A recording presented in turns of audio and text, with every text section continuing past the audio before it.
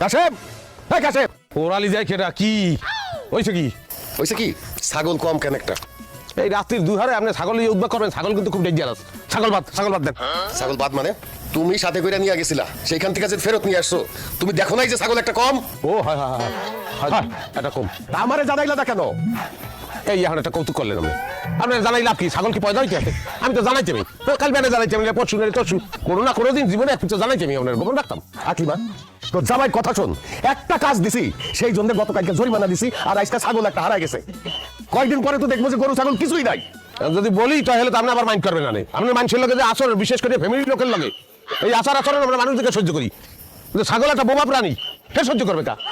সে হয়তো অভিমান করে চলিয়ে গেছে, আমি ভাবছি যে আবার আসবে, আর হ্যাঁ আসে নাই, হ্যাঁ অভিমান করছে, এটা তার ব্যক্তিগত ব্যাপার, সেই জায়গায় আমি হস্তক্ষেপ তো করতে পারি না। জামাই, তোমার এই ব্যাপারটা দায়িত্ব নিয়ে করা উচিত আছিল। আমার নজর তো উঁচা, আমার নজর